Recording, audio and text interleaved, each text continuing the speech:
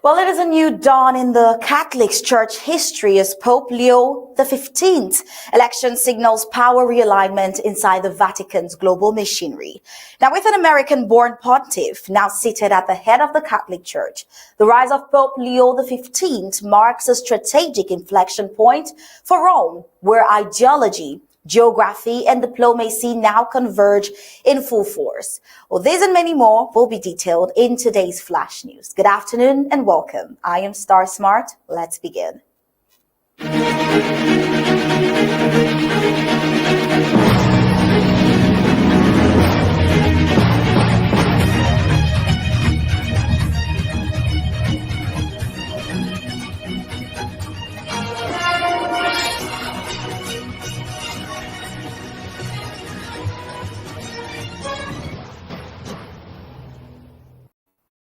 Well, in a historic moment for the Roman Catholic Church, the Vatican has announced the election of Cardinal Robert Francis Prevost as Pope Leo XV, marking the first time an American has ascended to the papacy.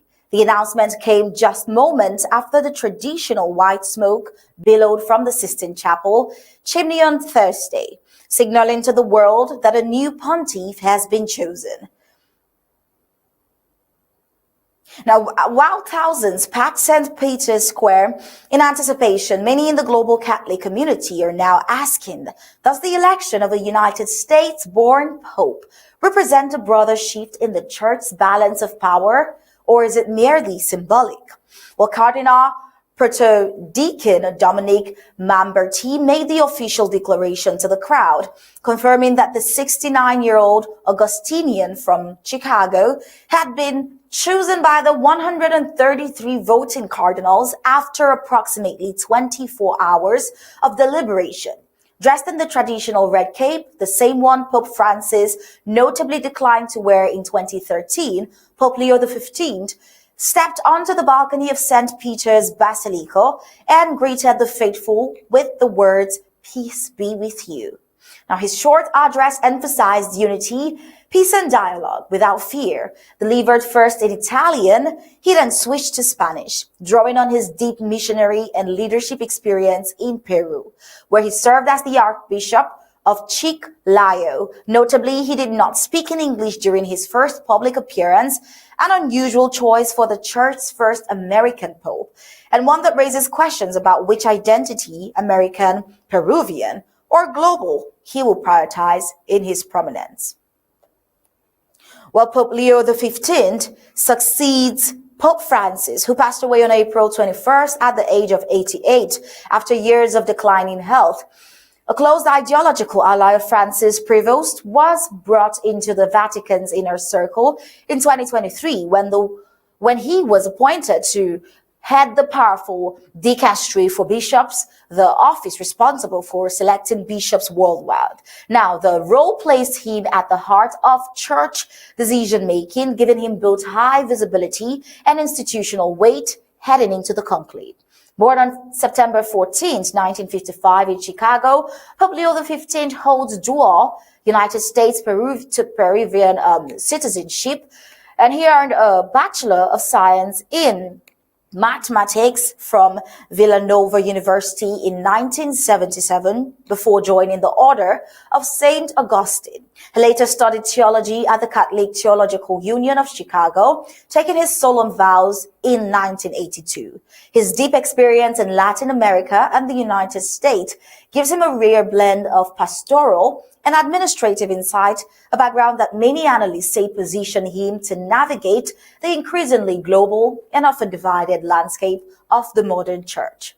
Now, his election comes at a time when the church is grappling with declining attendance in the West, rising influence in the global South, and ongoing debates around doctrinal reforms, transparency, and political neutrality. With his American roots and progressive ties to the Francis era, Pope Leo XV's leadership could reshape how the Vatican engages with Western democracies, religious minorities, and populist movements.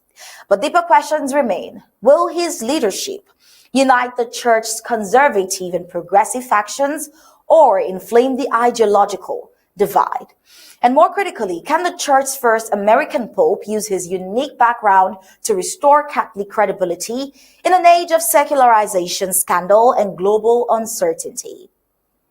Well, away from the Catholic Church, we see Taiwan rewriting the war, rejecting Russia and China's alliance over the World War II legacy in battle of historical legitimacy.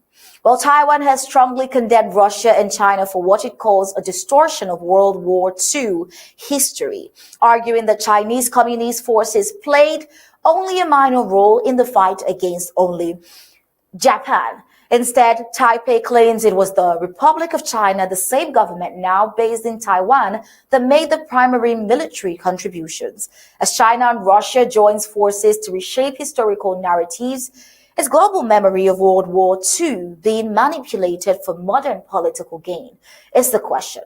Well, in recent years, Taiwan has increasingly used historical facts as a tool of political messaging, portraying the Second World War as a cautionary tale for Beijing. Aggression, it says, ends in defeat, while the Chinese Communist Party claims to have led the war effort against Imperial Japan. Historians and Taiwanese officials stress that it was the United States-backed nationalist government, now backed in Taipei, that did most of the fighting, even pausing its civil war with Mao Zedong's communists to combat a common enemy.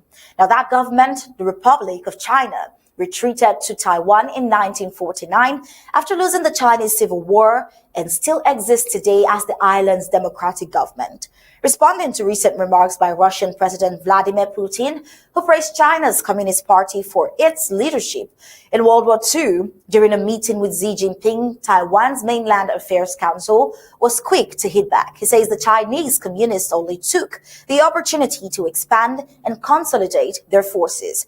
They made no substantial contributions to the war effort, let alone led it. The council stated this. The Taiwanese government is pushing back, not only against historical revisionism, but also against what it sees as growing political alignment between Russia and China, aimed at isolating Taiwan.